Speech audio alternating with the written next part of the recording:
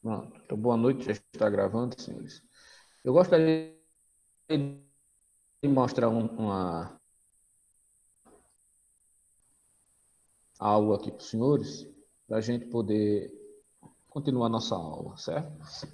Veja, isso aqui é um código, um MATLAB, para onde nós vamos ter alguns sinais, certo?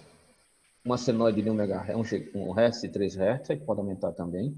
O que é que acontece aqui? Eu tenho uma taxa de amostragem de 500 Hz, onde eu tenho um tempo de 0,02 segundos.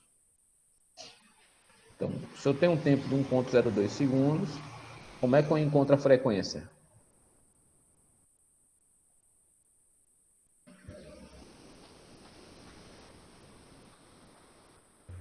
É 1 dividido pelo tempo.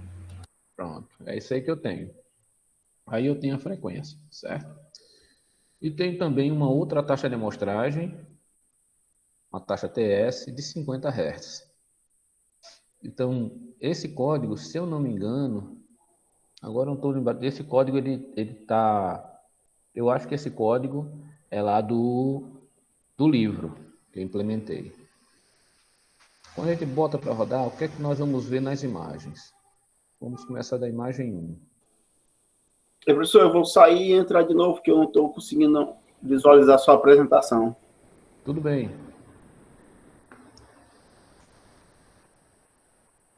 Veja, o que é que se tem aqui? Eu tenho o sinal GT, as amostras do sinal, mas aqui eu tenho o sinal GT, ok? Aqui eu tenho o espectro do sinal. O que é o espectro do sinal? G de T.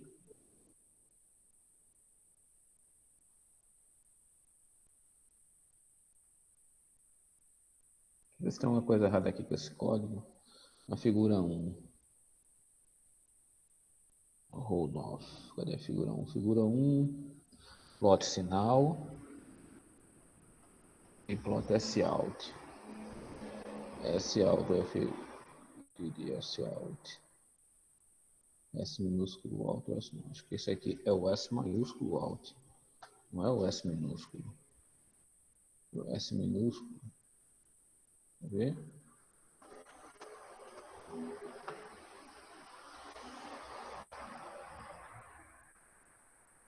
Não. Ele vai dar errado. Ele está pegando os dois sinais. S minúsculo. Nenhum S minúsculo é. Deixa eu botar esse aqui. Está botando em outra imagem.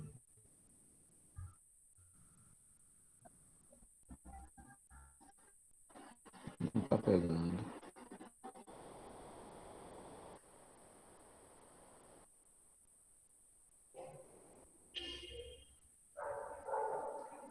Só está pegando sinal.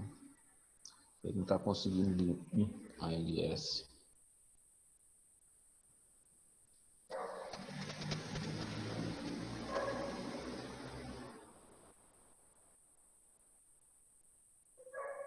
Não, ele não está pegando essas amostras não, do 0,1. Não conseguindo aqui, não tem problema.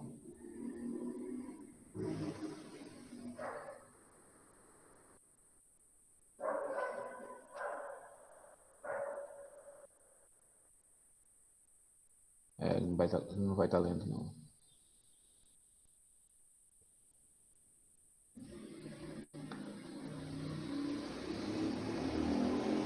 É alguma coisa aqui que eu não devo ter prestado atenção no código. Mas não é problema. Esse aqui também eu não preciso plotar. Eu posso plotar aqui um externo.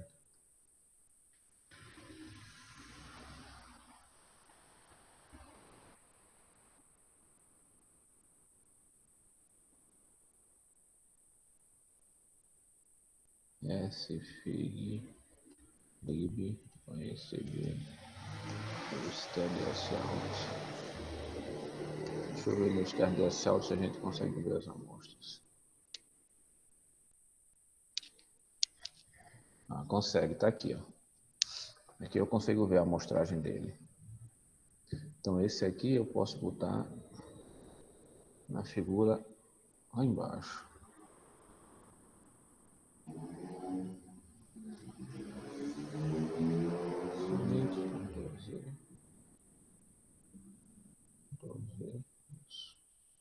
Faça uma cristalização. Isso. Não está pegando sinal. Já voltou, meu irmão?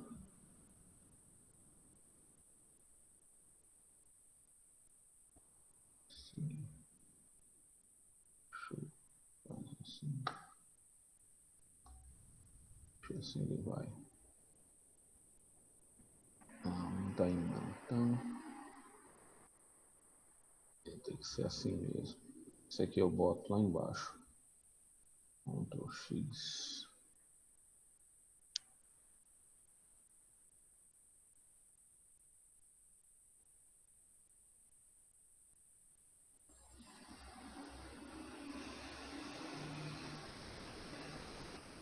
Aqui na figura 4 para a gente ver. Pegou for.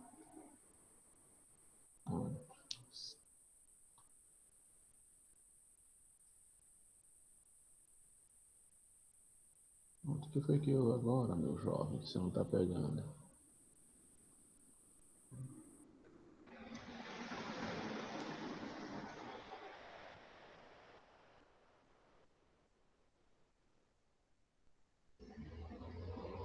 Pronto.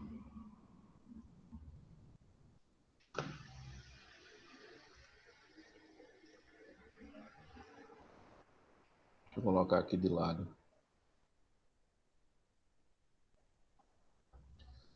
Pronto, vocês estão aí presentes? Posso continuar? A Ivonor chegou? Positivo. Pronto, posso continuar, né? Tá esperando tu dizer alguma coisa. Mas vamos lá. O que é que nós temos aqui? Aqui nós temos o sinal GT, certo? E aqui nós temos as amostras de GT, tá vendo? Então aqui eu tenho um sinal contínuo no tempo. E aqui eu tenho um sinal espaçado no tempo. Ele não é discreto. Cada amostra dessa tem um determinado espaçamento, como nós já mostramos.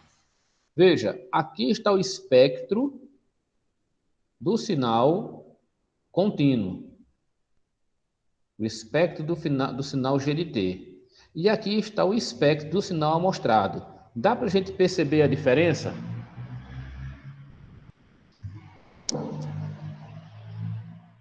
Ou não? Alguém consegue ver a diferença? Dá aí a variação de menos 50 a 50 e o outro não tá bem comprimido na frequência G de T. Então aqui eu tenho o sinal no tempo, né? Tá vendo? T segundos. Então o que é que eu fiz para sair do tempo para a frequência?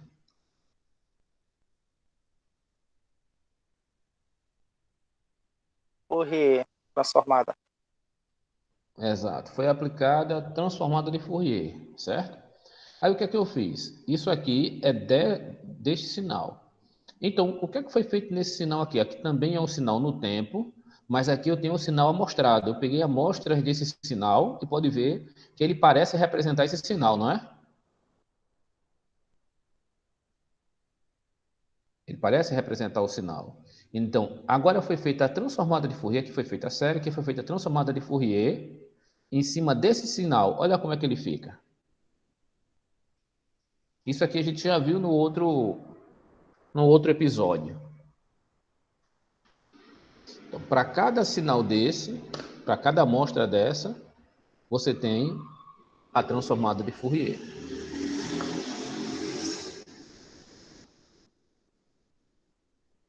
Deixa eu abrir aqui o de vocês. Opa. Logo. Será que a gente consegue perceber isso? Dentro do que a gente já viu? Então, o que foi que a gente viu? Que para poder codificar um sinal, tem lá codificação por pulso, né, o PCM. Então, para poder pegar esse sinal, eu não posso pegar um sinal analógico desse e colocar no sistema digital. Então, eu preciso fazer com que esse sinal analógico transforme no sinal digital. Então, você vai ter os conversores analógico digital, os conversores AD. E quando eu sair também do digital para o analógico, eu tenho os conversores DA. Então, desses conversores AD, nós estamos vendo como é que eles funcionam para chegar na parte da codificação em si. Então, tem diversos tipos de modulação. A modulação PCM, ela usa por pulso, e tem diversos tipos de modulação que usam codificação por pulso. Nós temos a PAN, que vamos rever novamente, elas trabalham com amplitude do pulso. Nós temos PWM pela largura do pulso. Nós temos pela codificação do pulso também, que é o PCM. Então, o que acontece aqui? Eu tenho esse sinal, fiz uma amostragem do sinal. Então, aqui eu estou mostrando a diferença do sinal, do espectro do sinal. No tempo, espectro do sinal gerar o sinal original e o espectro do sinal mostrado. Tudo bem até aí? Ou não tudo bem? Quando você Tranquilo. pega esse espectro desse sinal, se você olhar aqui em frequência, você vai ver que o espectro do sinal total, você vai conseguir aqui uma frequência de até 200 Hz, tá vendo? 250 Hz, 200 Hz. Porém, o espectro da amostra, isso aqui são das amostras, do sinal amostrado, vai até no máximo 25 Hz. Então, eu tive uma alteração entre o sinal original e o sinal amostrado. Tudo bem até aí?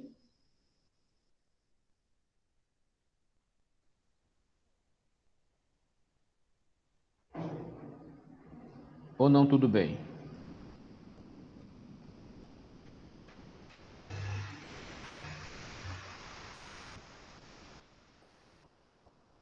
Veja, depois de ele amostrado o sinal, tem algum outro aqui.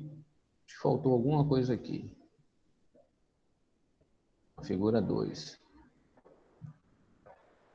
Ó, figura 4 nós já vimos.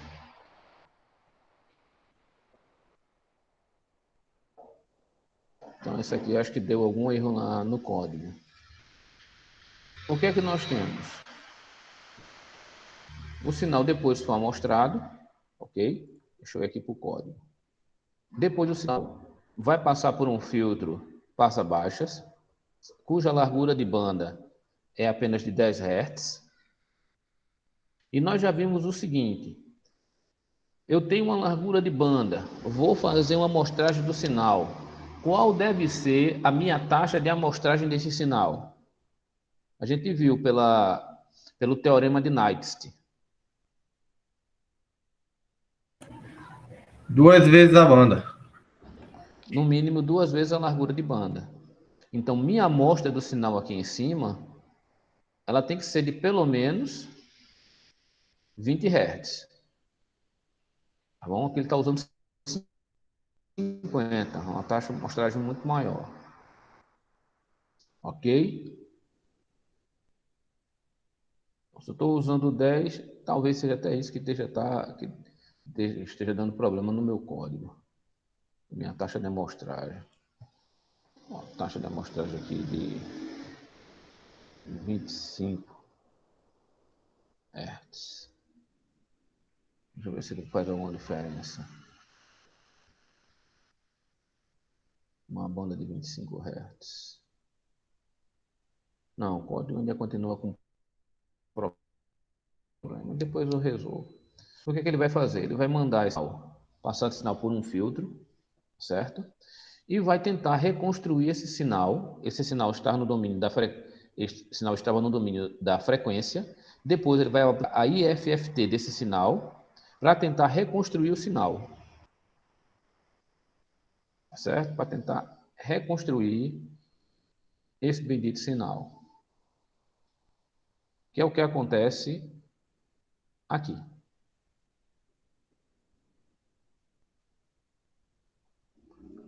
Aonde? Eu tinha esse sinal. Depois, que eu apliquei esse meu amiguinho aqui, no tempo, eu apliquei sobre ele um pulso retangular. Lembra? Onde cada pulso retangular, nesse trem de pulsos, né? No trem de pulsos de amostra, cada pulso retangular, ele vai representar um ponto a ser aplicado sobre ele, a FFT e depois a IFFT, para que eu possa reconstruir o sinal. Então, para cada pulso, eu vou ter aquele seno de x sobre x. Lembra da função sinc? Vou mostrar novamente. E aqui eu vou ter o sinal recuperado com o pulso retangular. Eu tenho o sinal original, tenho o sinal amostrado, aplico a FFT nele, em cada ponto, e depois eu vou querer recuperar esse sinal. Vou aplicar IFFT no espectro da frequência, para depois transformar o sinal de novo no tempo. Foi o que a gente viu aqui. Deixa eu abrir o que nós estamos vendo, que é a modulação PCM, que vocês vão lembrar. Veja, aqui estão os tipos. Nós vimos que na modelagem, não, perdão. Cadê? Mais para cima, meu Deus do céu. Isso. Pronto. Quando eu faço a amostragem do sinal, eu tenho o sinal, certo? Aqui eu tenho um trem de pulsos. O que é que eu vou fazer? Eu vou pegar esse trem de pulsos e vou multiplicar por GT. E o sinal vai ficar desse jeito. Aí aqui eu fiz a amostragem desse sinal. Certo? Só que a amostragem desse sinal nós já vimos que ela não é esse sinal que eu estou amostrando, o resultado dele não é um resultado discreto, mas um resultado analógico. Eu tenho um espaçamento entre cada ponto desse ponto a esse ponto. Ok? Isso aí a gente já viu. Passando para frente, o que é que nós vamos ver?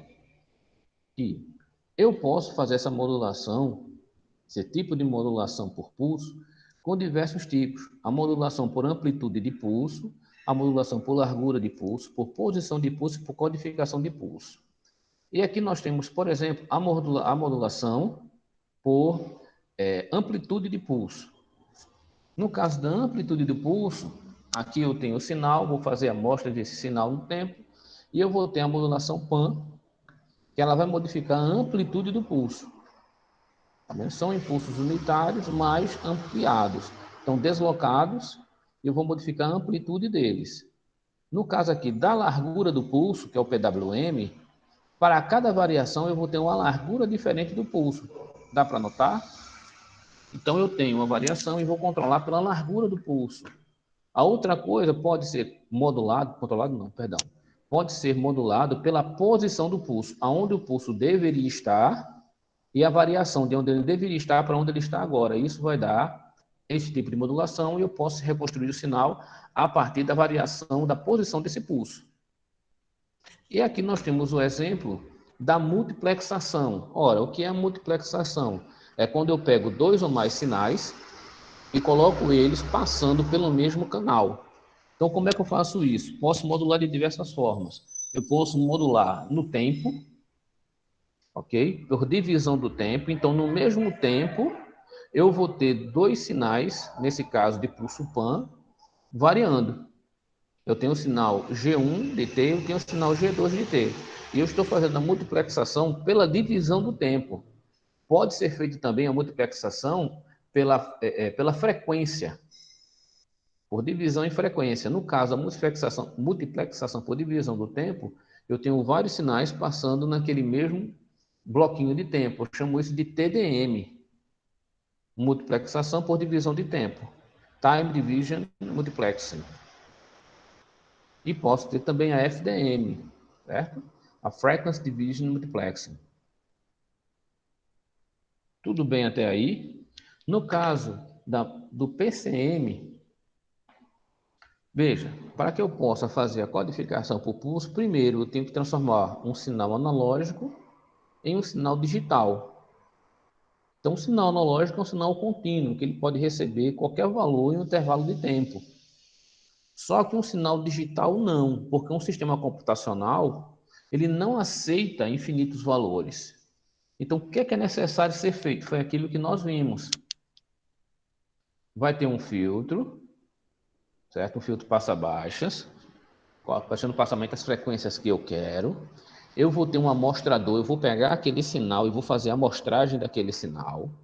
Depois eu vou quantizar, vou dividir. O que é quantizar? É pegar toda a amplitude do meu sinal, que eu tenho, e vou dividir essa amplitude do sinal para que possa determinar quem é quem, em que limiar de tensão, podemos assim dizer, se eu estou trabalhando com amplitude em tensão, que limiar de tensão eu considero que aquele ponto está ou não está, e vou assumir para ele uma codificação de bits. E no final eu terei um código de bits que vai representar aquele determinado sinal.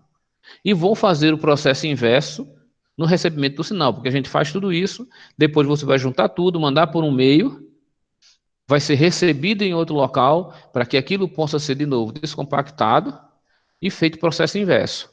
A codificação, quantização, mostrando e reconstrução do sinal. E aqui tem um exemplo que a gente viu. Alguém lembra desse exemplo?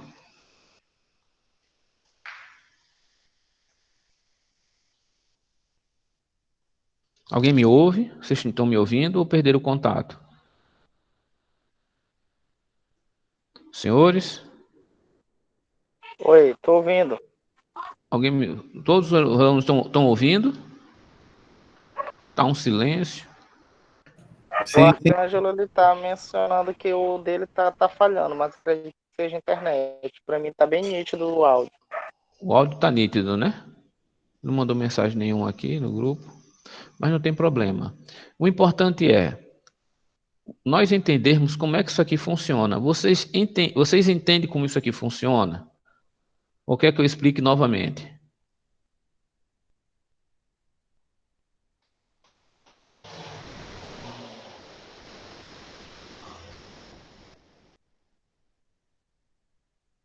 É uma pergunta. Se vocês puderem dizer sim ou não, eu agradeceria.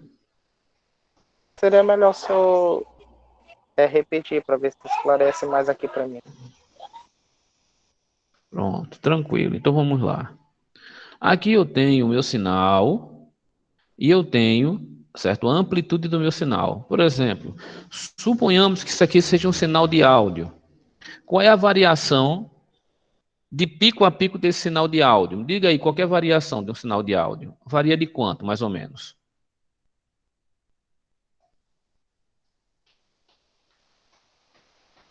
2. 2 volts?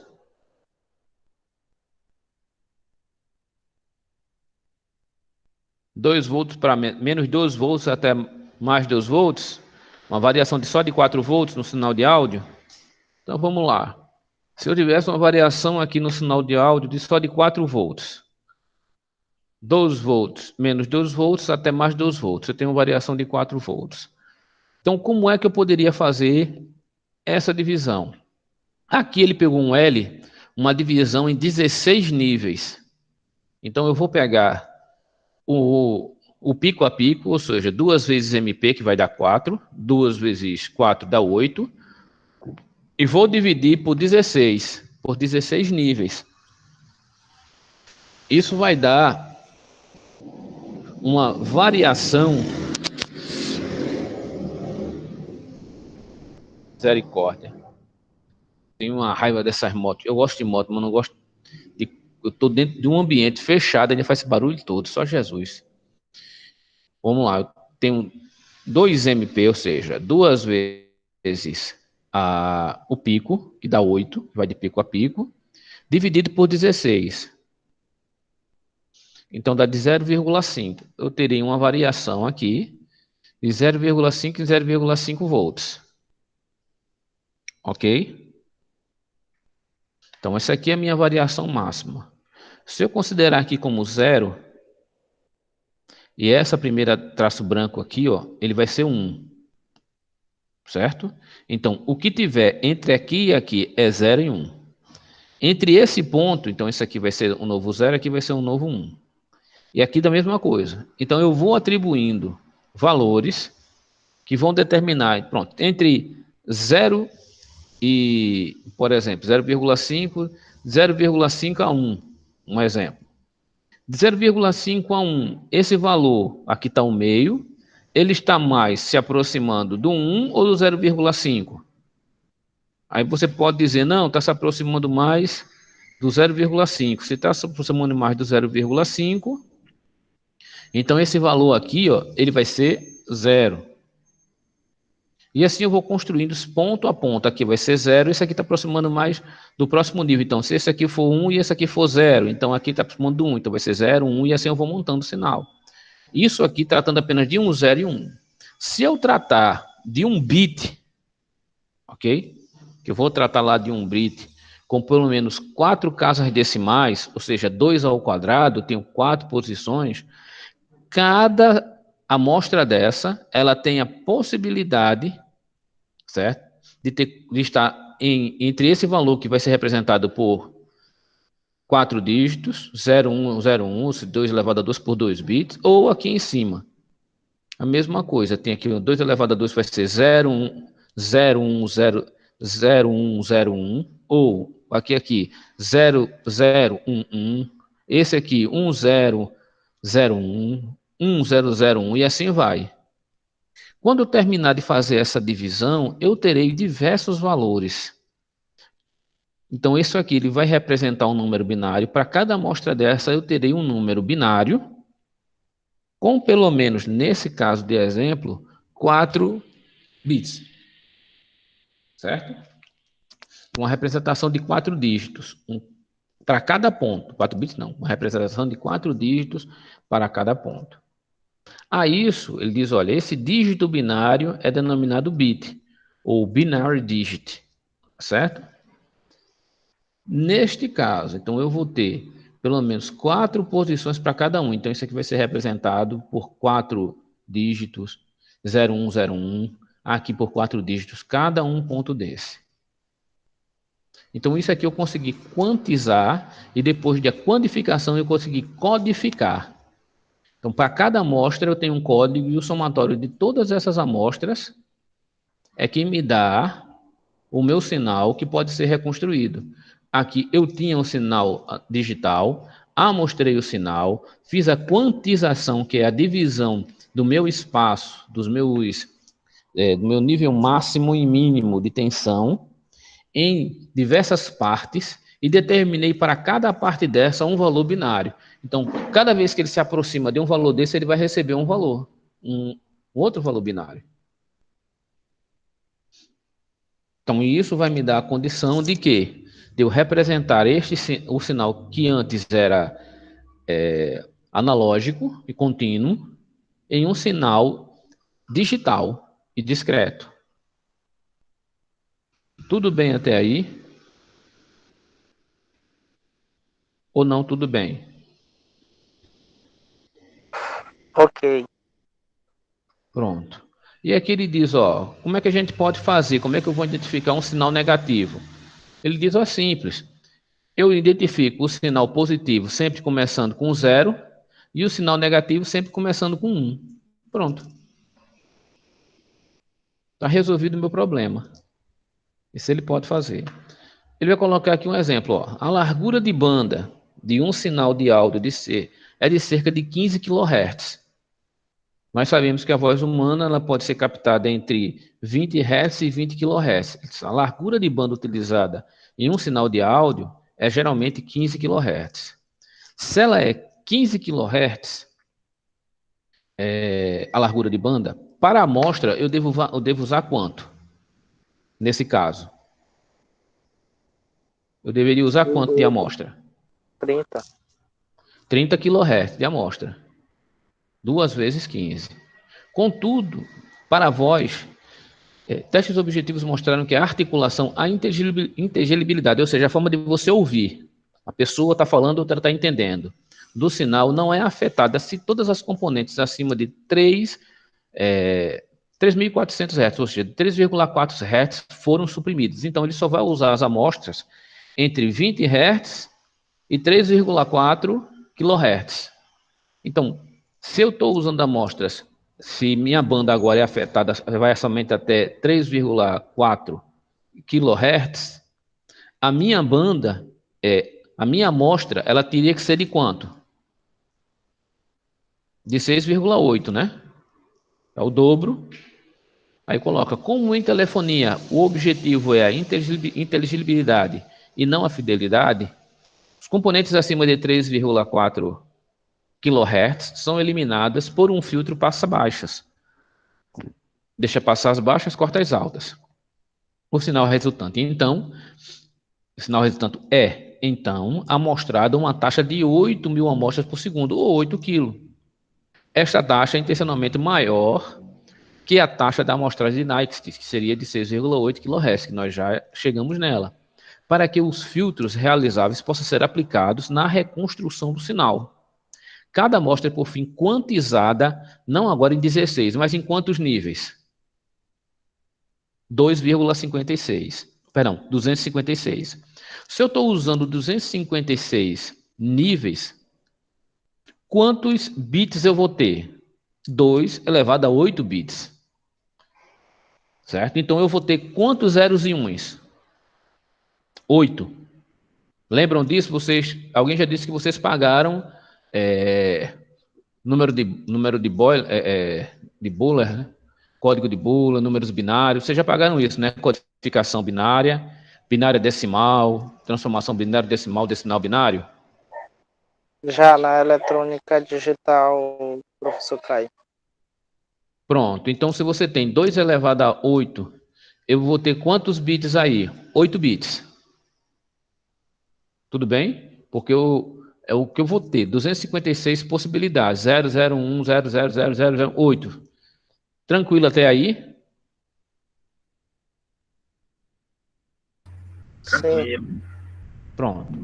Então, se eu tenho uma taxa de amostra de 8 kHz com 8 bits, quantos pulsos eu vou ter? É só multiplicar 8 bits vezes 8 kHz. 64 pulsos binários por segundo. Então, em um segundo, eu vou ter 64.000 pulsos. Que é o que acontece em comunicações telefônicas. Isso que a gente ligava, né? Que ninguém tem mais telefone fixo em casa. Em telefonia móvel não muda muita coisa. Aí ele vai dar uma aplicação aqui do Compact Disc, que também a gente pode migrar, por exemplo, para o pendrive, onde usa também uma largura de banda de 20 kHz, certo? Mas a taxa de amostragem é maior do que a taxa de amostragem de Nyquist. Ela usa 44,1 kHz. Para que você tenha uma alta fidelidade, você tenha uma melhor condição de você recriar o sinal, você trazer o sinal de volta depois de ele ser digitalizado. O sinal quantizado é muito maior, em 65.536 posições, ou seja, 2 elevado a 16. Então, eu vou ter 16 bits. Ora, se eu tenho 16 bits a 44,1 kHz, qual vai ser o meu número de pulsos por segundo? Vai ser 16 vezes 44,1. Tudo bem até aí? Ou não tudo bem? Tudo bem. Pronto.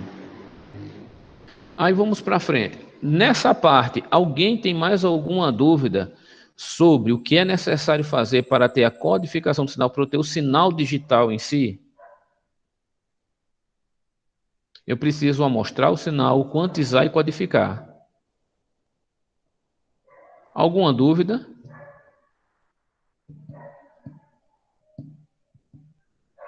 Senhores? Não. Não, né? Então vamos para cá.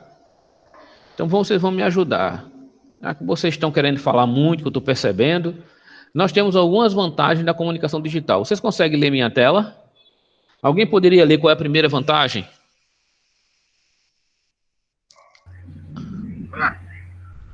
Primeira vantagem, a comunicação digital é capaz de suportar mais ruído de canal e distorção, desde que o ruído e a distorção estejam dentro de certos limites, e é mais robusta do que a comunicação analógica.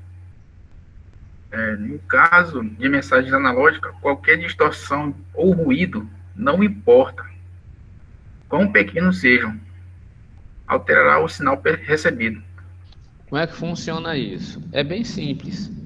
Olha, se um sinal for analógico, puramente analógico, e você coloca qualquer ruído dentro dele, qualquer coisa que entra, vai criar ou um zumbido ou um chiado. Tu vai conseguir entender o que a pessoa está dizendo?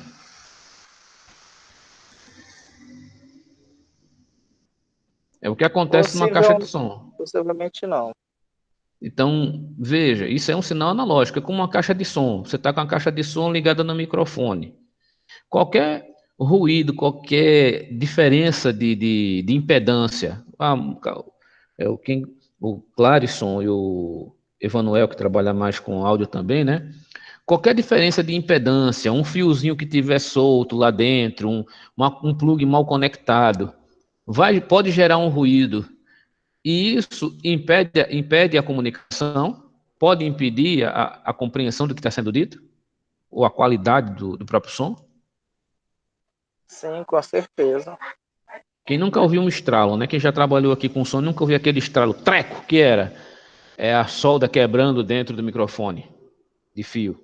Quem nunca ouviu isso? Ou interferência, quem usa microfone sem fio, e a faixa de 2,4 GHz, muitas vezes pode ter interferência, quem está perto de RB.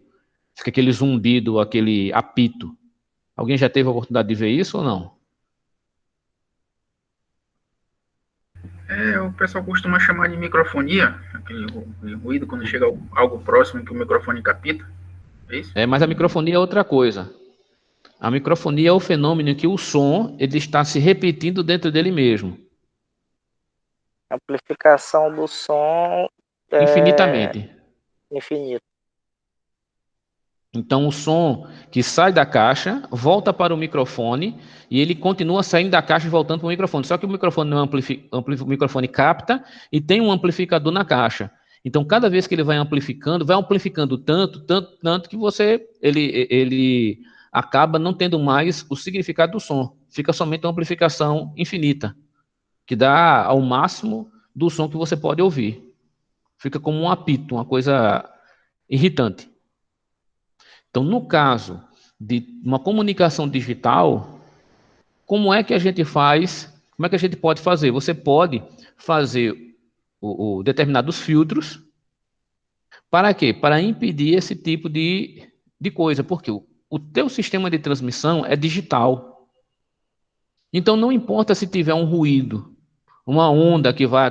Nenhuma onda, nem acústica e nem eletromagnética vai atrapalhar, porque o teu sinal está codificado em um código digital. O único jeito é se você colocar alguma coisa, tentar colocar alguma coisa dentro desse código. Se o próprio meio que você está transmitindo incorrer de ruídos também digitais dentro do sistema, o que já é uma coisa mais complexa. Mas fenômenos naturais não atrapalhariam, em tese, essa comunicação digital. Então, o sistema digital é menos vulnerável a ruídos e distorções externos, a não ser ruídos e distorções do próprio sistema. Tudo bem? Ou não tudo bem?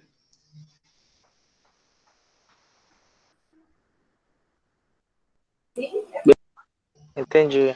Quem pode ler esse segundo agora? Leia, por favor. Só até o ponto.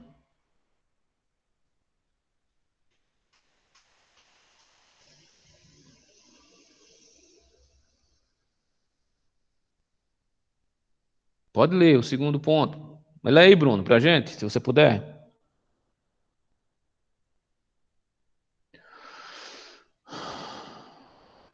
Emanuel, leia aí para a gente. O Bruno não está podendo. Vou ler, professor. Michael aqui. Por favor. Vai lá, Michel. A maior vantagem da comunicação digital em relação à analógica, no entanto, é viabilizar o uso de repetidores regeneradores. O que é que significa isso, Michel? É a utilização de de algum artifício, algum Você sabe o que é um equipamento. repetidor? Sim, Você já... sim. Pronto. Você Assim, já viu? é o que eu estou imaginando. O equipamento em si, eu não sei exatamente, mas imagino que seja um equipamento que ele consegue pegar aquele sinal e que esteja mais fraco ou com algum erro, ele consegue corrigir e mandar para frente. Ó, veja só. Você usa fibra ótica na sua casa? Não, não. Você usa o quê? Aqui é a DSL mesmo, da Oi. ADSL, né? Mas Isso. para ADSL, não chega um cabo na sua casa? Sim, chega. O cabo A linha fixa, né? O é, telefone. não chega uma linha na sua casa? Aí me diga uma segunda, Sim, você já percebeu que em algum ponto perto da sua casa tem uma caixa de transmissão, toda de tem sim. metal? O que é que aquela caixa Tem sim. faz? Imagino que eles Por que que, deva primeiro, repetir. para que tem aquela caixa? O sinal, ele chega a uma determinada, ele vem de uma determinada distância, já de outra caixa, que geralmente Sim, a central é longe, né, muito longe. Então, o que acontece, Michel? Com a distância, o sinal vai atenuando a um determinado número de dB por quilômetro, ou dB sim, por metro. Então, tem uma atenuação de dB por metro. A cada tantos metros, o sinal cai 3 dB, 6 dB, 10 dB, entendeu? O sinal sai sim, caindo. Então, a uma determinada distância X, é necessário colocar uma caixinha daquela. E o que é que aquela caixinha vai fazer? Ela vai receber aquele sinal atenuado, vai ler aquele sinal, vai regenerar o sinal, vai ver se houve erro, se houve perca de bit, porque eu não tenho 16 bits. sim. Agora imagine que no lugar de 16 chegou 15. Cadê o bit que está faltando? Como é que eu regenero? Como é que eu vou saber se a mensagem está correta? Então, no meio daquela codificação para cada amostra, existe um bit, certo? Que é um bit de segurança. Entre outras coisas, existem vários tipos de divisão desse bit, mas tem um bit lá de segurança que ele vai para saber o seguinte: olha, se esse bit chegar em 1, o sinal está correto. Se ele chegar em 0, o sinal está perdido. É como se você dividisse em diversas caixinhas, está entendendo, Emanuel? Sim. Michel? Você pega Entendi. aquele sinal e divide, eu não estou dividindo ele no tempo, não foi em TDMA? Então, para Sim. cada divisão do tempo, deixa eu ver se a gente desenha aqui para vocês. Eu tenho aqui uma caixinha, imagina que eu tenho uma caixinha assim, certo? Aqui é um canal. Então, para esse canal aqui, eu vou dividir esse tempo aqui, ó, em diversas caixinhas, em diversos milissegundos ou microsegundos, na verdade. Tá bom? Certo. Aqui já dá para perceber, né? Aí o que acontece? Dentro dessas caixinhas, eu ainda tenho outra divisão, aonde eu tenho, num pedaço aqui, o sinal, um pedaço deles é o sinal, outro pedaço deles é o que a gente chama de bit de redundância, para garantir, né, que o sinal é aquele mesmo, e na outra caixinha aqui, eu tenho um bit de erro. Se o sinal tiver ok, esse bit de erro aqui, ele vem 1. Um exemplo. Se o sinal tiver errado, ele vem 0. Entendeu, Michel? Certo. Só que com o passar do tempo, com o passar do tempo não, da distância, eu posso ter perda desse sinal por N fatores. Apesar dele estar multiplexado, ou seja, está tudo junto dentro de um canal, eu posso haver choque de sinal, eu posso ter uma sobrecarga elétrica, eu posso fazer com que o cabo quebre no meio do caminho, né? Aí o que acontece? Vem um pedaço, e esses pacotes, eles podem vir selecionados, divididos no tempo, em ordem cronológica, em ordem cronológica ou não. Eles não precisam ir na ordem cronológica. Esse aqui é o interessante. Eles podem ir em ordem aleatória, em ordem não temporal, ordem não cronológica. Então, chegando no local, ele tem que ser montado. Ele é como um bocado de peça de Lego. Certo. Então, o sistema vai olhar, isso aqui é a mensagem, esse pedaço é a mensagem, ó, aqui é a redundância da mensagem, e aqui eu tenho um bito de erro, esse aqui está certo, então monta. Ah, esse aqui está errado, então esse aqui não... Quem é que já assistiu um vídeo em que algumas vezes a pessoa está falando, aparece uma pessoa falando e não sai o áudio? Ou então a pessoa fala e dá aquela travada, dá aquele lag. Ou no áudio ou no vídeo. Professor, Pode falar. aqui em São Luís, não sei para nas outras cidades aqui na região metropolitana, mas como onde eu passo a maior parte do tempo, aqui no Monte Castelo, Alemanha, na casa do meu sogro. Fica bem próximo da rádio TV difusora, onde tem uma interferência gigantesca na rede Record.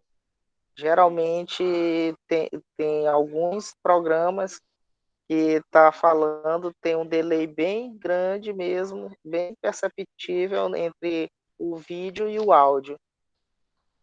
Aí eu acredito que seja por conta da emissora, que é uma próxima e tem conflito de comunicação Interferência na de hora qual canal? de Interferência de qual dos canal? canais. Estão usando a mesma frequência, frequências próximas. Então você pode ter interferência de qual canal? Entendeu, Gladson? Gladson? Entendi. Então, É, nesse caso, pode falar. Só que eu sabia que tinha um erro assim, mas eu não entendia o porquê, se era conflito, choque de frequência, coisa parecida. Mas se eu É já está porque você tem explicando, aí eu frequência. vou procurar pesquisar mais a fundo. Você tem frequências próximas, Gladson, certo? Então, você tem frequências próximas em que a potência de uma pode interferir na outra. Então, você tem problemas de interferência entre frequências próximas e interferência de próprio canal. A gente chama de interferência de cocanal. Tá certo? Isso Tá pode certo. acontecer. Eu já Acontece tinha também quando... percebido. Pode falar. Desculpa. Eu já tinha percebido isso, porque geralmente quando a gente passa no carro que está utilizando a parte da rádio, quando passa próximo de qualquer antena de emissora, ele dá aquela interferência. Por isso eu associei a questão também na emissão da TV. Uhum. Acontece. Eu não sei vocês, mas aqui tem uma antena da Oi, da Telemar, né? Antiga Telpa, agora é Telemar Oi, em que quando eu botei um alarme na minha moto, o alarme não era com bloqueio anti-interferência eletromagnética, certo? Ele era exposto. Então, toda vez que eu passava na frente da antena, o bicho disparava. E olha que eu passava longe, eu passava na BR, ele fica a mais de 300 metros, mesmo assim, o alarme disparava. Disparava e a moto parava. Não sei se vocês já passaram por isso. Em um alarme da moto, do carro disparar quando você passa perto de uma antena com uma grande emissão eletromagnética, que está dentro da mesma faixa de frequência. Tá certo? Então, explicando isso daqui. Então, a maior vantagem é que eu vou poder utilizar repetidores. O sinal vai chegar praticamente morto, eu posso regenerar aquele sinal, verificar se teve algum erro, corrigir esse erro ou desperdiçar aquele pacote, nós chamamos esse pedacinho de pacote, e o que é que vai acontecer com aquilo? O sinal já regenerado, ele coloca para o sinal andar de novo, para ir para frente. Só que isso é com um tempo muito curto, e em velocidade de mais ou menos 130 microsegundos. Um micro, lembrando, é 1 dividido por 10 a sexta, ou seja, 10 elevado a menos 6. Então, 135 milissegundos, uma coisa muito rápida. Tá certo, senhores? Seria para ser imperceptível. Não era para perceber. Aqui ele vai colocar uma observação, vai dizer o seguinte: assim, mensagens digitais podem ser transmitidas por distâncias maiores e com mais confiabilidade do que mensagens analógicas. Na PCM, o erro mais significativo advém da quantização. Esse erro pode ser reduzido, tanto quanto desejado, com o aumento do número de níveis de quantização. O preço dessa solução é pago com o aumento da largura de banda do meio de transmissão do canal. Então, o erro nesse tipo de codificação, e neste caso, é pela quantização, pela divisão em pequenos quantas, em pequenas quantidades, dessa divisão do maior intensidade, né? Dessa intensidade dividida em diversas partes. Mas se eu aumentar a quantidade de partes, esses níveis de quantização, eu preciso aumentar a largura de banda no meio que eu vou ter sendo utilizado. É por isso que a gente vê que antigamente você utilizava, até hoje na minha casa ainda utiliza, o cabo coaxial para comunicação de dados. Interferência, ruído, tem um monte de coisa, tem a taxa dele que é alta, mas ele foi substituído, vocês vão ver em redes de computadores, pelos cabos de par trançado. Então, esses cabos, geralmente, eles tinham tinham uma determinada quantidade de bits, uma largura de banda, uma quantidade de bits que era mais resumido, até que chegou o cabo tipo 5E, tipo 6E, que você já tem 1 gigabit por segundo, você tem 1 bilhão de bits por segundo, com a largura de banda boa. Já tem outro 7 que vai chegar, se eu não me engano, a 10 gigabits por segundo, 10 bilhões de bits por segundo. Porém, ficou mais barato se usar fibra ótica, onde você tem uma quantidade gigantesca, absurda. É por isso que hoje a Oi está oferecendo aí 500 mega, 300 mega de velocidade de internet, porque essa comunicação por fibra ótica, ela é muito melhor e muito mais barata. Podemos assim dizer, né? Você consegue ter uma capacidade de canal maior, então eu posso ter mais usuários utilizando com uma quantidade maior de banda, de largura de banda. Assim, eu posso aumentar meus níveis de quantização, reduzir o erro e dar mais confiabilidade à minha transmissão. Tudo bem até aí, senhores? Ok. Professor, Pode ficar à vontade, meu irmão. Se eu souber, vou fazer pode perguntar. um comentário aqui sobre fibra ótica, né? Na teoria seria a melhor coisa do mundo, né? Mas não sei o que acontece, que essas empresas aí que oferecem, né, o provedor de internet por fibra, os clientes, todo mundo reclama que não presta, que é pior do que o serviço anterior, né, dos meios anteriores que já existiram. É porque, veja só, se você pega uma empresa grande, que vai fazer todo o cabeamento de forma correta, certo?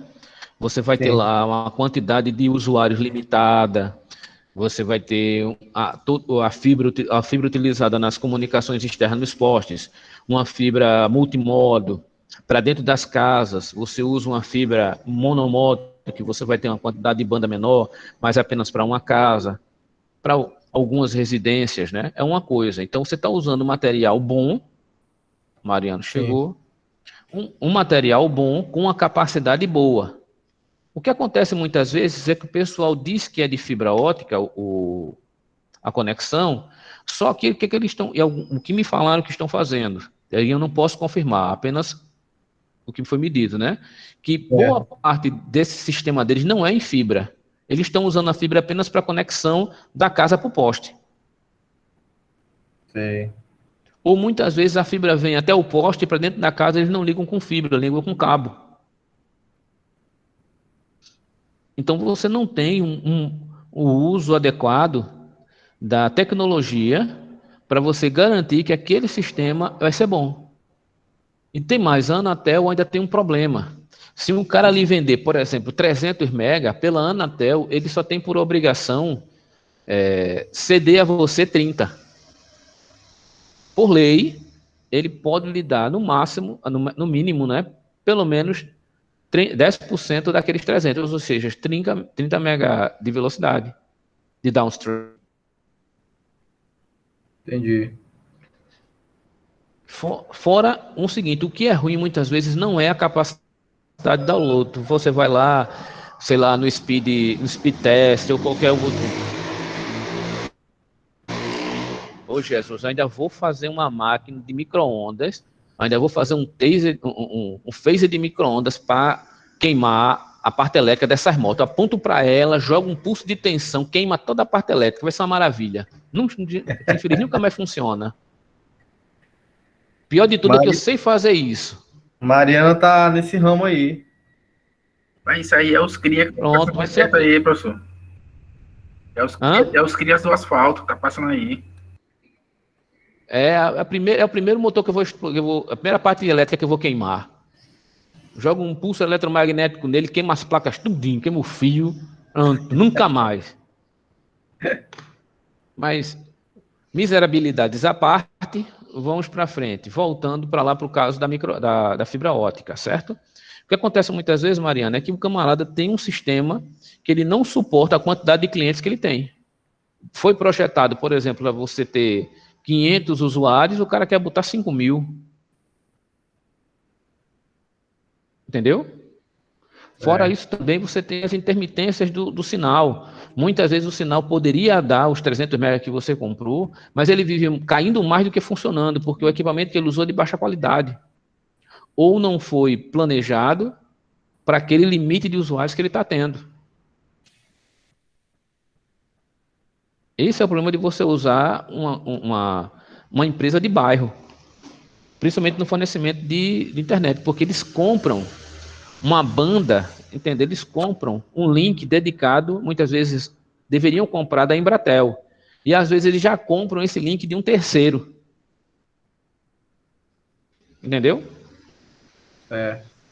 Eles já compram um link nem da Embratel, já compra de um terceiro. Então ele já está terceirizando a terceirização. Um cara que comprou da Embratel e está dividindo para alguém e lascou. É complicado. Então vamos lá.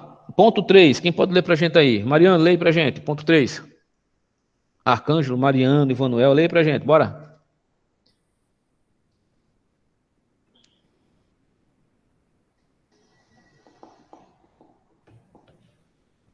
Vamos lá, rapaz. Professor, vou ler. A Pode ler. implementação em hardware digital é flexível e permite o uso de microprocessadores, computadores digitais e circuitos integrados em larga escala. Não é Pode ler o computador, não, é quadro? comutador. Não, Opa, não, só o 3. perdão. É comutador. Perdão, professor, me desculpa. Na hora que você pediu para eu ler, eu fui abrir o áudio e infelizmente eu apertei no desligar. Perdão, hein? Comutadores digitais. Como é que você entende isso, Bruno?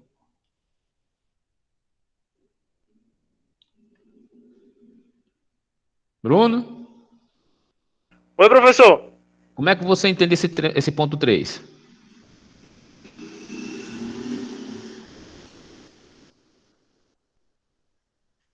E aí?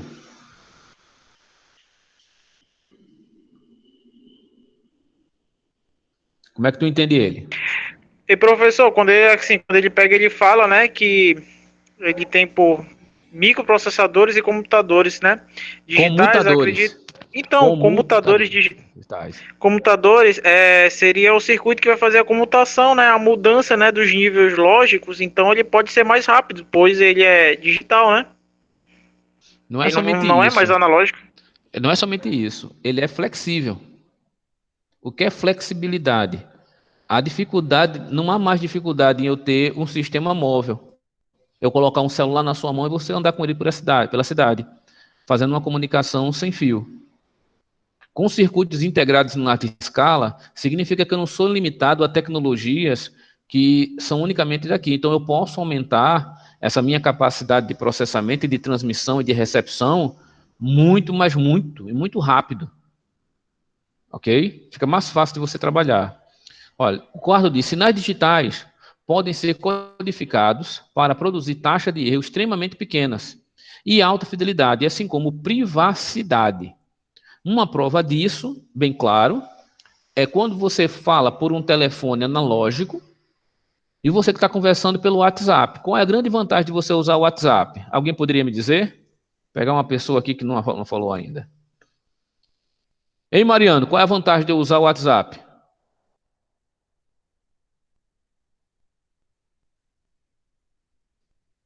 Mariano? É uma plataforma gratuita, professor? E Não. criptografada de ponta a ponta? É aí onde está. Ela é criptografada. O que significa isso?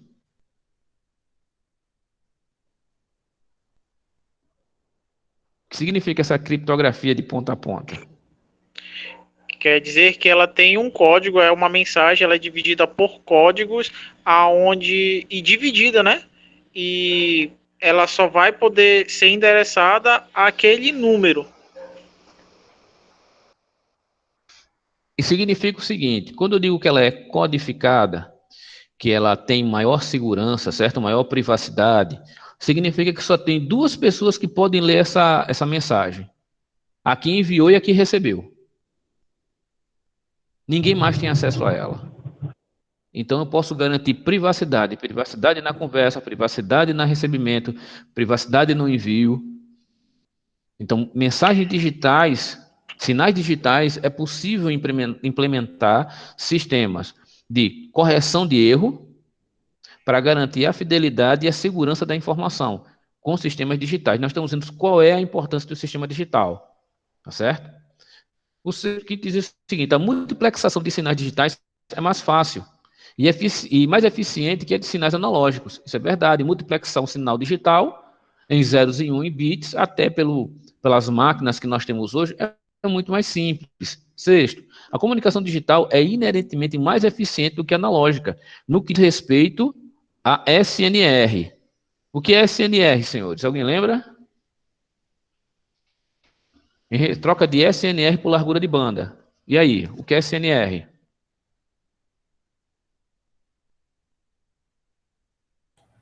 É o ruído aí no meio da comunicação. Muito bem, é a relação sinal-ruído, né? Isso. A relação sinal-ruído dada em dB. Eu vou medir quanto de sinal e de ruído eu tenho naquele meio. Então, quanto maior for o SNR, eu tenho mais sinal e menos ruído. Então, em comunicações digitais, é mais fácil de você controlar essa relação sinal-ruído. E tem mais, por largura de banda. O armazenamento de sinais digitais é relativamente simples e barato e permite a busca e seleção de informações com base de dados eletrônicas. Então, um sinal digital, eu posso botar ele num banco de dados, posso fazer uma query e posso fazer o que eu quiser com ela. Eu posso trabalhar com aquele dado. Fica mais fácil de você procurar aquele dado e você identificar aquele dado. Você procurar, trabalhar com ele, ok? A reprodução com mensagens digitais pode ser extremamente confiável e sem deterioração. Mensagens analógicas, como fotocópias e filmes, por exemplo, perdem qualidade a cada estágio sucessivo de reprodução e podem ser transportadas fisicamente de um local para o outro, o que, em geral, tem custo relativamente alto. Isso é verdade. Se eu quisesse mandar uma mensagem, por exemplo, uma foto, vamos lá, estamos agora nos anos 90. Quem aqui estava vivo nos anos 90, fora eu? Tem alguém aí que estava vivo? Eu. Michael, né? Tem Isso. Danilo, que é professor, Evanuel, que é vou mais ver velho a que tua eu. história, tá? Eu não sou dessa data, não, mas eu vou ver. Mas deixa de conversa. Tá ouvindo, Michel? Só tem eu. Só tem 8 velhos. Danilo é de Tá vendo essa conversa? Isso aqui. De 80. Ó, a Ariana aí, ó. Gladys só assistia He-Man, meu amigo, no programa da Xuxa. E fica com essa conversa. Jaspion. Ó, o outro velho aí. Aonde? Tá vendo, Danilo? Tá vendo, Danilo? Só tem caba novo aqui. É tudo de 16, 17 anos de idade. Olha a conversa. Eu só. Pois é, O que eu me tô vendo lembro aí. foi só da tempo, da Rede Manchete, quando passava Cavaleiro do Zodíaco, no canal 7. Ah, muito bem. Assisti a saga de Hades, né? Agora eu tô boiando nesse assunto aí que vocês estão falando mesmo, hein? É o que, Francal? Repete aí. O que vocês estão falando mesmo é só coisa antiga, é? Tô boiando, não?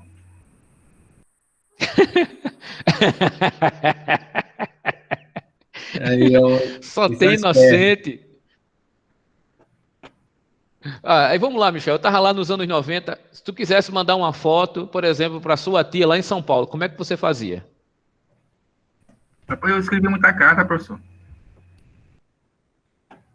Como é que fazia? Uma foto nos anos Eu 90. olhei, professor.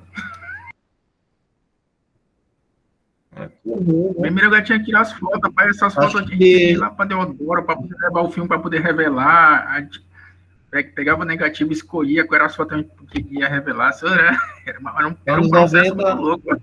Anos 90, acho que não tinha aquela internet de escada no moldezinho, não, né? Não.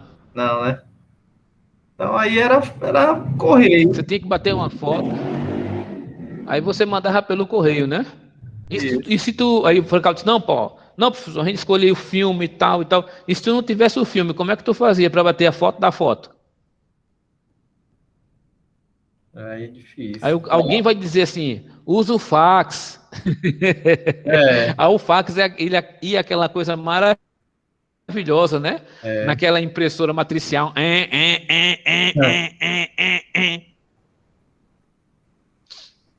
E aí? Então veja, isso eram comunicações analógicas, menos o fax, né? Eu estou falando da foto. Você tinha que ter um filme, você tinha que revelar, pegar aquela foto, botar numa carta, mandar para lá, esperar não sei quantos dias, ainda sem garantir que o negócio ia chegar direito. Se você tivesse uma foto, tinha que ter uma foto, como é que tu ia fazer uma cópia? Tinha que bater uma outra foto, e você ia perdendo qualidade. Hoje, como é que o Mariano, por exemplo, né, tá na praia e quer mandar uma foto de sunga para o Michael, como é que ele faz? E aí, Emanuel? Emanuel saiu. E aí, Bruno? Professor, Carlos Bruno, como é que ele faz? Acho que ele nem manda foto, não. Ele faz logo a videochamada. Rapidinho. E Mariano? Faz uma videochamada para...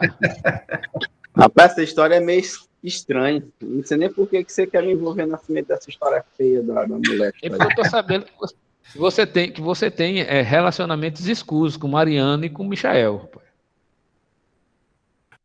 Rapaz, você tá me confundindo com o Francal. O Francal que tem participação aí com essa arrumação. É Francal. Foi mal, Emanuel. É Francal, rapaz. Desculpa aí o mau jeito. É Francal que tem no meio dessa sociedade, ele tem uma participação positiva, é? O cara mais sério que tem aqui sou eu, rapaz, esse grupo aí. Rapaz, como é que o professor tá em outro estado e tá sabendo dessas histórias já, rapaz? Rapaz, notícia corre. É o mundo digital, né? A comunicação digital. Não, Mariano? Mariano tá tão emocionado que não consegue nem falar. Então, senhores, no caso, no mundo digital, nos ajudou muito em relação a isso. Então, o custo de hardware digital continua tendo redução de 50% a cada 2 ou 3 anos. E até muito mais do que isso. Então, você pode ter... Claro, você não vai ter um super celular, mas você pode ter um celular razoável hoje em torno de 300, 400 reais. Não vai ser o melhor celular do mundo, mas vai ser algo que vai funcionar e vai funcionar bem. Senhor, pode falar. Emanuel, repita aí, por favor. Não, tava falando aqui com meu filho aqui, o áudio tava ativado aqui. Ok. Então tem uma nota histórica aqui que não é bem interessante, certo? Tem a parte de ruído de quantização, também não quero tratar disso. O que é que nós precisamos? Pode falar. Eu sei que não tem tanto a ver, mas tem a ver com a matéria. Eu tô com uma certa dificuldade. Em um pequeno projeto que eu tinha um tempo atrás, né? E hoje eu consegui ter acesso ao SDK do fornecedor, né? Do fabricante. Só que eles usam comunicação a baixo nível. Depois eu poderia estar mandando para o senhor. Eu acho que até seria interessante também para o pessoal, né? Que é uma comunicação real, né? Que é com alarme de incêndio. Ou alarme de incêndio, não, alarme de intrusão. É a forma como as centrais, elas se comunicam. Comunicação o quê, Ronel? Cortou, desculpe. Pode repetir, por favor? A comunicação, a comunicação entre a central e o sistema de monitoramento. Tá? Aí eu queria dar eu queria que você me auxiliasse, né? Porque, inclusive, eu estou com um cliente, né, que ele estava até precisando de um software desse.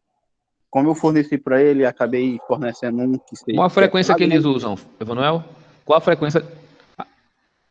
Eu não cheguei a ver, deixa eu dar uma olhadinha aqui no... Porque o SDK que eles fornecem, né?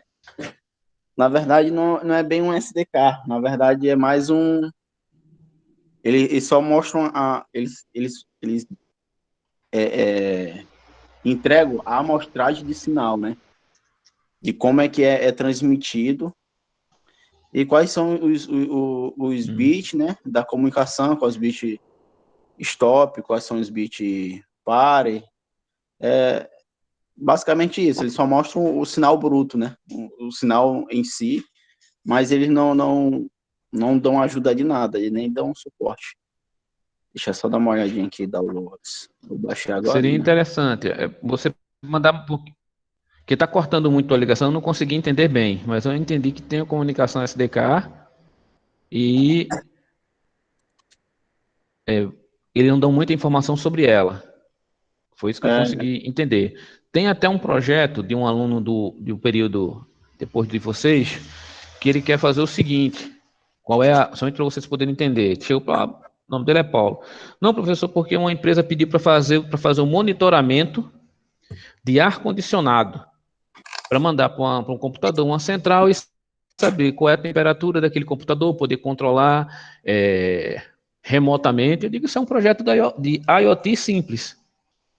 Você pode fazer isso aí com ESP, todos ligados a um Raspberry Pi, ou no próprio Raspberry Pi. No caso dele, eu acho que é bem mais... Ok, Mariano? A gente tem um aparelhozinho que chamam de Dynamo. Ele é um...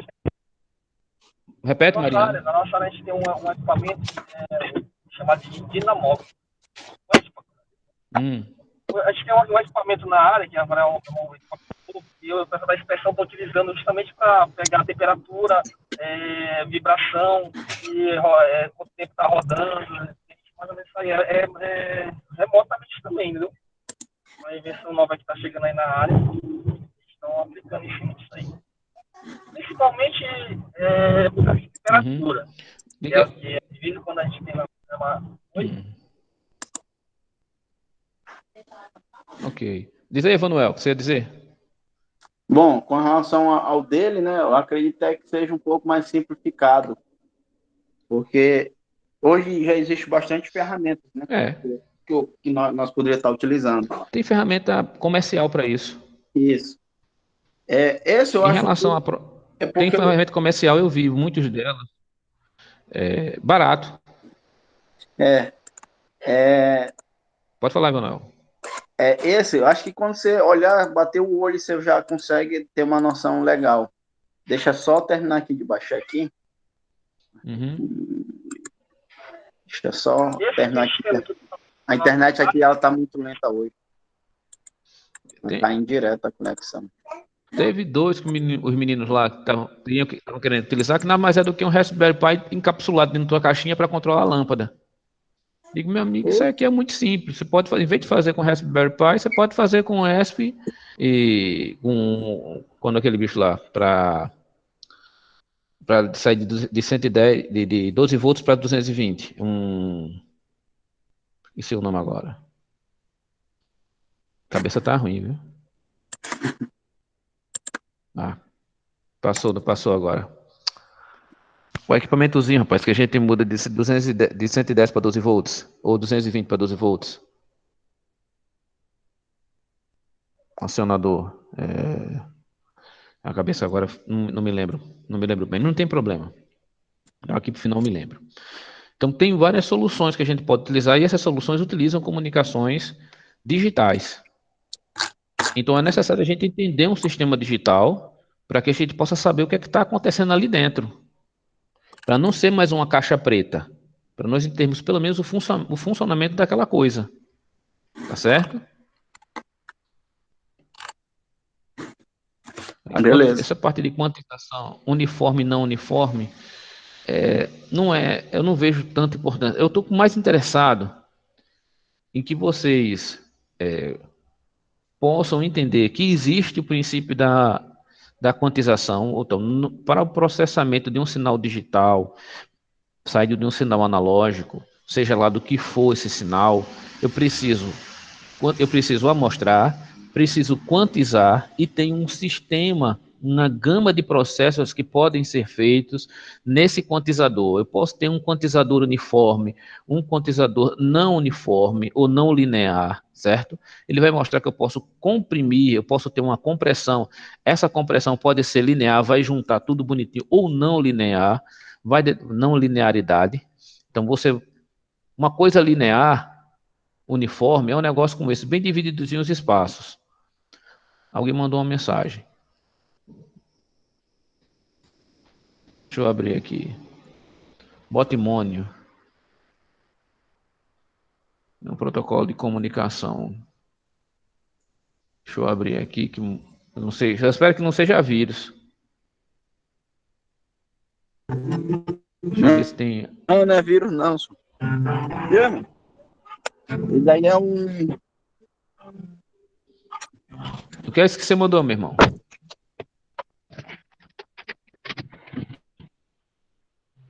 Ah, da Intelbras, o equipamento, né, que você tinha falado. Aqui é um receptor de IP.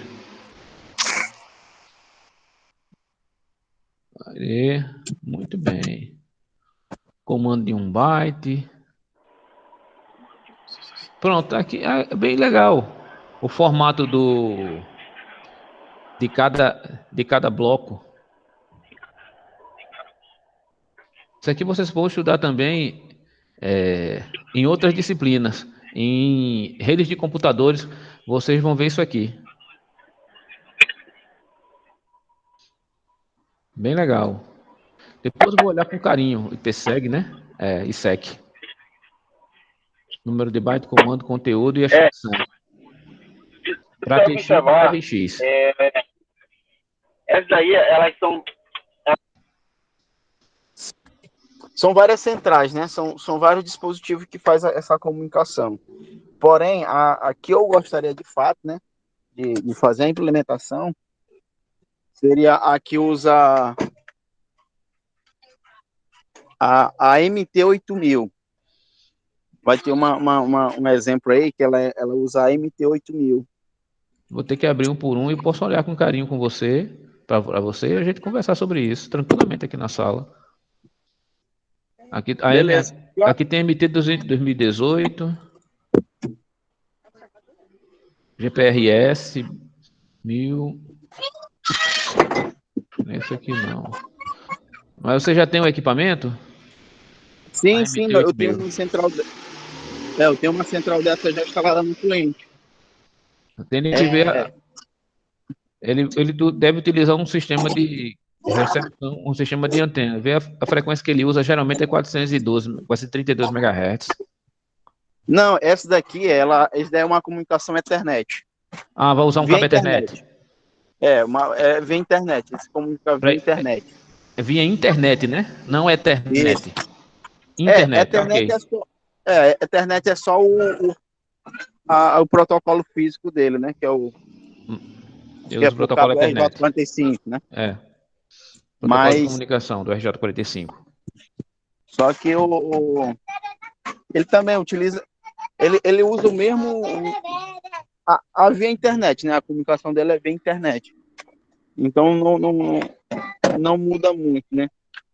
Aí já através dos periféricos dele, né? Já é outra história. Porque ele utiliza uma frequência de 800 MHz. Fica melhor. Pronto. Só que a partir dos periféricos ele opera normal. É porque eu preciso notificar o cliente quando tem algum tipo de evento. Estou entendendo. Vamos voltar para cá. Olha, veja só. Quando eu estou tratando de comunicação emissor-receptor, certo? Dentro dos sinais digitais, alguém está com o microfone aberto. No receptor, as amostras comprimidas devem ser restauradas aos seus valores originais ou próximos, certo? Isto é feito com o uso de um expansor com características complementar a de um compressor. Então, o compressor comprime, o expansor ele vai expandir. Juntos, compressor e expansor são denominados de compador. Então, esse nome estranho, que geralmente a gente não ouve, é o sistema de compressão e descompressão, de expansão e de compressão, que é o compador. Aqui ele pega para a segura 6.17. Aqui, ó. 17 para cima. Que é esse aqui. Eu vou ter algo que vai comprimir o sinal quantizado, eu vou comprimir ele, vou ter o canal PCM, faço a multiplexação e depois eu vou ter um expansor. Como esse compressor é não linear, eu vou ter um expansor não linear. Eles têm que conversar um com o outro. Ok? Tem que ser um igual ao outro. E ele vai colocar um um compador, que é um compressor e um expansor, nesse caso, logarítmico. Então, se eu vou usar um logaritmo, ele está usando um LN. O que é LN, senhores? Vocês lembram?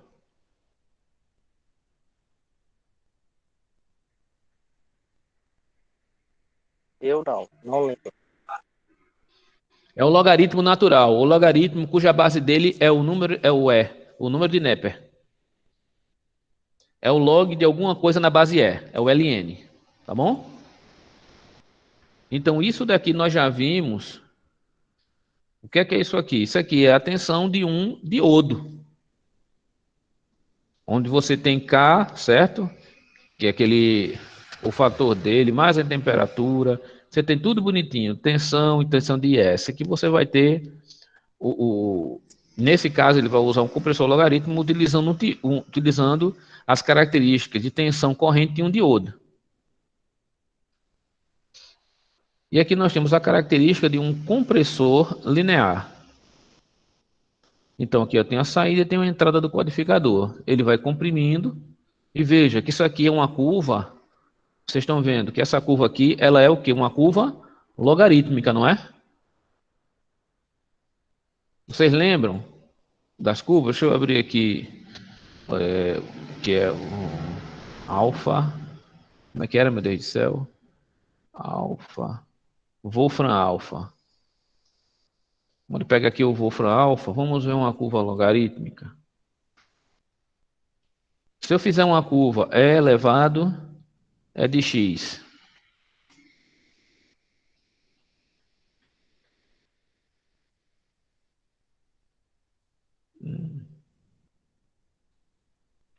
E elevado a x.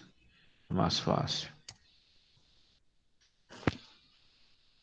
Pronto, isso aqui é uma curva exponencial. Então, está aqui a curva exponencial. Como é que é a curva logarítmica? A curva logarítmica, vamos botar do logaritmo natural o ln de x. Como é que é o ln de x? Está vendo o formato dela?